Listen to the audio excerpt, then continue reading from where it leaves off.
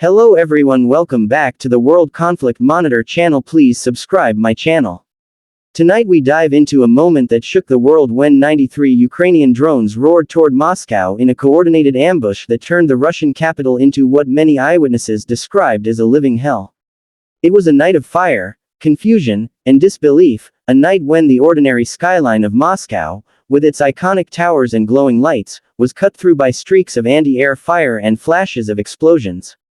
The summary of this story is simple but devastating. An overwhelming drone swarm appeared suddenly. Russian defenses scrambled but could not stop them all. Several targets across the city were hit, civilians were thrown into panic, and the myth of Moscow's untouchability crumbled in front of the world. This event was more than a military strike, it was a message written across the sky. On the exterior level, the drones that carried out the ambush were compact, minimalistic, and built for stealth. Their bodies were made from light composite materials designed to reduce radar visibility. Their wings were shaped for efficient lift over long distances, giving them endurance that traditional aircraft of similar size could not match. Painted in muted colors, they blended with the night sky, making them difficult to track even with floodlights and advanced optics. Moscow residents reported hearing faint buzzing before flashes lit the horizon. From the outside, these drones looked like simple pieces of technology, but their physical simplicity was their strength. Small, nimble, and inexpensive, they represented a new kind of warfare where size and glamour mattered less than numbers and strategy. Inside, the technology was precise and effective. Each drone carried a compact guidance system, navigation software programmed to follow preset routes, and the ability to resist electronic jamming attempts. The payloads varied. Some carried explosive warheads large enough to damage oil depots or industrial facilities, while others acted as decoys with minimal explosives, their role simply to draw fire and overwhelm defenses. This interior design philosophy meant efficiency and focus. Every component had a purpose, and no space was wasted. By keeping the interior straightforward yet robust, Ukraine ensured that even if many drones were intercepted, enough would survive to strike meaningful targets. Performance during the ambush proved the value of these designs. 93 drones launched in coordination from multiple points, approaching Moscow in waves. Some flew high, others skimmed low across the terrain, their speeds calibrated to reach the city at overlapping times. The Russian air defense system, vast and expensive, was suddenly swamped. Operators found their screens filled with dozens of blips. Missiles were launched rapidly, anti-aircraft guns thundered, helicopters scrambled, but the sheer saturation of targets meant that defense became chaotic. Reports indicate that several drones penetrated deep into the city, striking fuel storage, warehouses, and even near government buildings. The performance of the drones was measured not only in physical damage but in the panic they induced.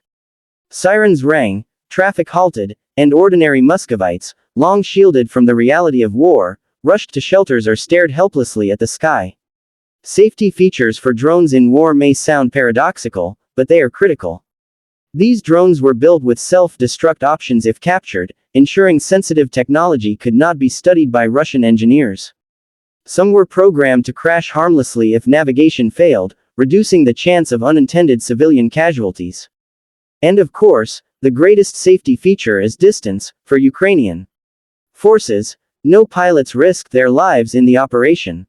The drones flew hundreds of kilometers across hostile territory without a single human on board, showing how unmanned systems can reduce the human cost of risky missions. From an operational perspective, this safety also allowed Ukrainian commanders to plan ambitious missions without fear of losing highly trained pilots in Russian captivity. What makes these drones stand out are their unique selling points, which the ambush demonstrated clearly. First is scalability. One drone may not matter, but 93 arriving at once becomes a storm no city can ignore. Second is cost-effectiveness. While a Russian interceptor missile can cost hundreds of thousands of dollars, many Ukrainian drones cost only a fraction of that, sometimes as little as tens of thousands, meaning the defender spends far more than the attacker in every exchange. Third is adaptability. Drones can be built quickly, modified for specific targets, and launched in creative patterns, making them unpredictable. And the fourth is symbolism. The attack pierced the psychological shield around Moscow. The Russian leadership, long claiming the capital was secure, now had to admit it could be reached. This symbolic blow resonated as loudly as the physical explosions. If we think about price, the imbalance becomes glaring. Imagine the cost of 93 drones, perhaps several $1 million in total. Now compare that to Moscow's layered air defenses, which include S-400 systems, Pantsir batteries, radar stations, and interceptor aircraft, all costing billions. On that night, the balance sheet was brutal. Cheap drones forced the defenders to launch missiles costing far more than their targets. Even when drones were shot down, the economic exchange still favored Ukraine. And when a few drones slipped through and struck fuel storage or military infrastructure, the damage value skyrocketed beyond their production costs.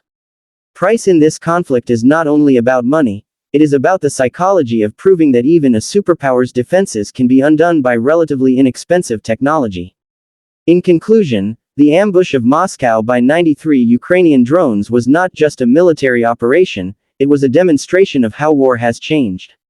The exterior design of the drones showed that simple forms can hide powerful potential. Their interiors, though minimal, were built for precision and resilience. Their performance proved that numbers, coordination, and timing can overwhelm even the most expensive defenses. Their safety features ensured that the operation carried minimal risk for the attackers. Their unique selling points highlighted a future of warfare where drones dominate by affordability, scalability, and adaptability. The price comparison underscored the strategic brilliance of using cheap technology to undermine costly defense systems.